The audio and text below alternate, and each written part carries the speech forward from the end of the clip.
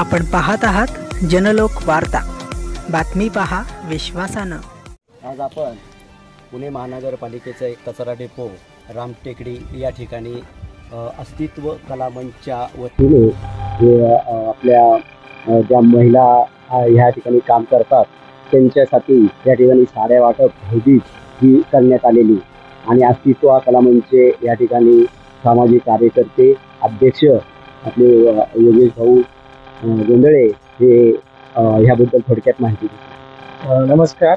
अस्तित्व कला मंच प्रथमतः मी सांगू शकतो की अध्यक्ष उपाध्यक्षाच्या पूर्ण एक सामाजिक काम करणारे व्हॉलंटियर बेस्ड आम्ही संस्था स्थापन केलेली आहे। 3 मित्रांनी एकत्र येऊन ही संस्था स्थापन केलेली आहे। गेल्या वर्षी आम्ही काही ठिकाणी ज्यावेळेस फिरत होतो दिवाळीमध्ये, त्यावेळेस आम्हाला असं लक्षात आलं असे बरेच वंचित घटक आहे आपण घरामध्ये दिवाळी साजरी करत असतो, परंतु त्यांच्याकडे लक्ष देणारं कोणी नाही आहे। मग त्यातनं आम्ही 3 मित्रांनी प्रेरणा घेऊन आम्ही भाऊबीज साजरी करायची असं ठरवलं।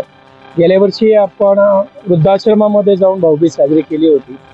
यावर्षी आपण आदिवासी भागात म्हणजे पुण्यापासून जवळपास 150 किलोमीटर लांब एका डोंगर कळ्यामध्ये जाऊन जे फक्त आयुर्वेदिक औषध झाडपाला गोळा करतात अशा काही महिला भगिनी होत्या, म्हणजे ज्यांच्यामुळे बऱ्यापैकी कपडेही नव्हते, अशा भगिनींना आम्ही जाऊन साडी वाटप त्या ठिकाणी केलं।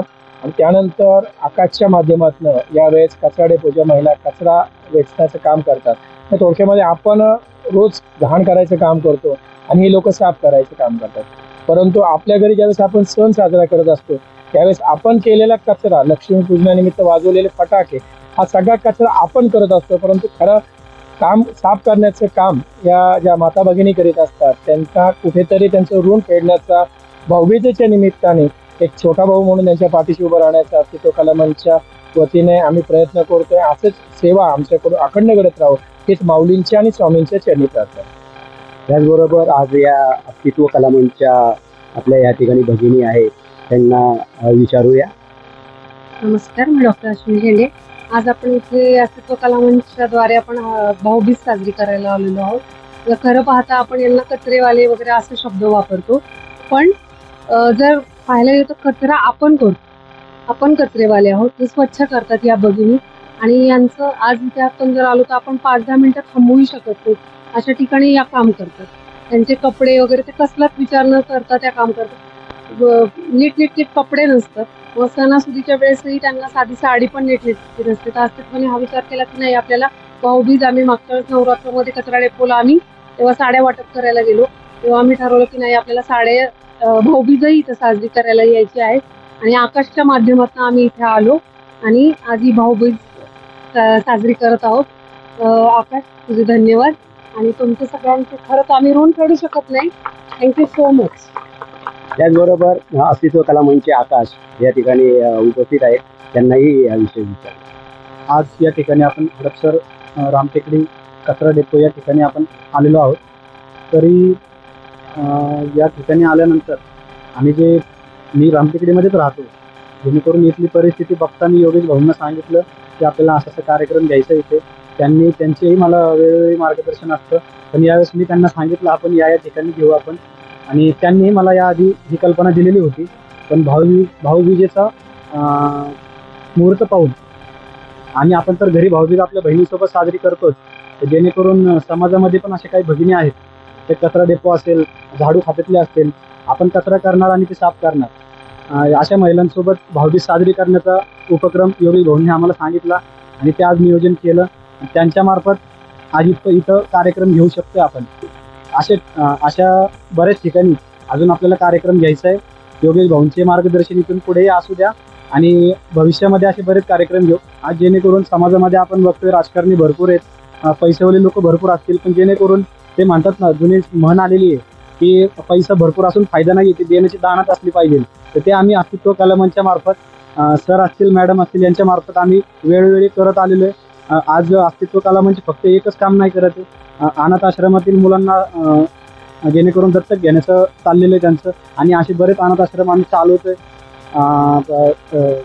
रस्त्यावर ज्या महिला वगैरे असतील त्या महिलांसाठी पण दिवाळीनिमित्त काहीतरी छोटी मोठी भेटवस्तू, स्वीट काय असतील ते देण्याचा प्रयत्न केलेला दिवाळीमध्ये। आणि आज या ठिकाणी आपण कचरा डेपोमध्ये महिलांसोबत भाऊबीज आपण साजरी केलेली आहे आणि भविष्यामध्ये असे बरेच लोक, प्रत्येक राजकारणी किंवा आपल्या राजकारण्यांचं कोणाचं काही बोलायचं नाहीये, तर जेणेकरून प्रत्येक समाजातील मोठ्या प्रतिष्ठित व्यक्तींनी जर अशा प्रकारचे उपक्रम घेत राहिले तर भविष्यामध्ये प्रत्येक महिला म्हणजे चांगल्या प्रकारे भाऊबीज साजरी होईल आणि समाजामध्ये वावरताना चांगल्या प्रकारे वावरतील एवढंच म्हणतो. अस्तित्व कला मंच ही संस्था हडपसरमधून सुरुवात झाली. पूर्ण महाराष्ट्रामध्ये काम चालू आहे. प्रत्येक ठिकाणी आपण आदिवासी भागामध्ये जगदाळे सर काम बघतात, मुंबईच्या ठिकाणी अजून एक शिंदे म्हणून आहेत ते काम बघतात. वेगवेगळ्या ठिकाणी व्हॉलेंटियर बेस्ड कंपनी आहेत. जसे आपण फेसबुक आणि व्हॉट्सअपच्या माध्यमातून अस्तित्व कला मंचच्या लोकांना आपण इथे या ठिकाणी जॉईन करतो आणि शक्यतो सगळ्यात जास्त म्हणजे या ग्रुपमध्ये महिला वर्ग जास्त आहे. मग महिला वर्गांशी जे काही रिलेटेड आहे ते डॉक्टर अश्विनी शेंडे असतील, श्रुतिका चौधरी असेल, या दोघी मिळून ते काम बघतात. आणि पुरुषांच्या संदर्भात जे काय असेल तो आम्ही थोडंसं एक वेगळं ठेवलेलं आहे की स्त्री पुरुष एकत्र एका ग्रुपमध्ये किंवा ते नसलं की थोडंसं काही लेडीजच्या घरी काम करताना प्रॉब्लेम येऊ शकतो.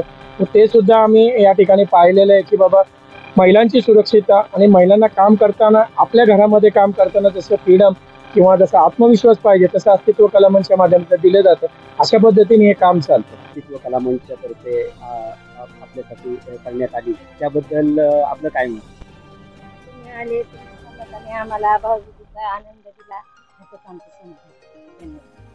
अस्तित्व कला मंच यांच्या वतीनं साड्या वाटल्या. आपण पाहत आहात जनलोक वार्ता. बातमी पहा विश्वासानं.